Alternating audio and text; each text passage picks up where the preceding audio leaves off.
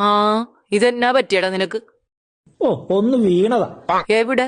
ആ അടുക്കളപ്പുറത്ത് സ്റ്റെപ്പിൽ വെള്ളം കിടപ്പുണ്ടായിരുന്നു. ഞാനത് കണ്ടില്ല. ചവിട്ടി തെന്നി വീണു.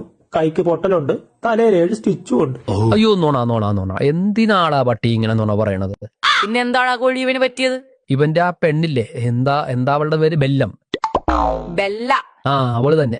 ആദ്യം കുറച്ചു ദിവസം അവൾ ഈ പഴങ്കഞ്ഞിയും മീൻപുളും ഒക്കെ കഴിച്ച് അഡ്ജസ്റ്റ് ചെയ്ത്. പിന്നെ അവൾക്ക് സഹിക്കിട്ട് അവളെന്തോ അവരുടെ അടുത്ത് പെഡിഗിരിയോ എന്തോ വേണോന്ന് പറഞ്ഞു.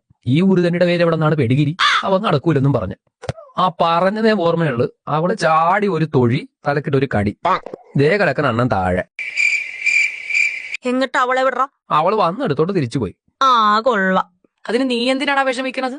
അവളോട് പോകാൻ പോയടാ. ഒന്ന് പോയാ 10 എണ്ണം കിട്ടും. ആ, ഇവിടെ ഒന്നിന്റെന്ന് കിട്ടിയത് പോരാഞ്ഞിട്ടാ ഇനി 10 എണ്ണത്തിന്റേത്. ഓ, അവനെ ഇനി ഇതൊന്നും പറഞ്ഞ് വിഷമിപ്പിക്കാതെടാ കോഴി. അയ്യോ, അവൻ അവളെ ഓർത്തല്ല വിഷമിച്ചിരിക്കുന്നത്, അവള് പറഞ്ഞ കാര്യം ഓർത്തിട്ടാ. അതിന് അവൾ എന്തോ പറഞ്ഞു? അവൾ ഇവനെ ശപിച്ചേച്ചാ പോയിരിക്കണ. എന്ത് ശാപം? ഇവൻ ഇനി ഏതെങ്കിലും പോസ്റ്റിന്റെ മൂട്ടില് മൂത്രം ഒഴിക്കുമ്പോ ഇവനെ ഷോക്ക് അടിച്ച് ചാകട്ടെ എന്നാണ് അവള് ശപിച്ചേക്കണത്. എന്താകുവോ എന്തോ.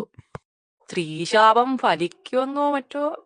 അതെ, പെമ്പട്ടി ശാപം 7 ജന്മം പിന്തുടരുമെന്നാ.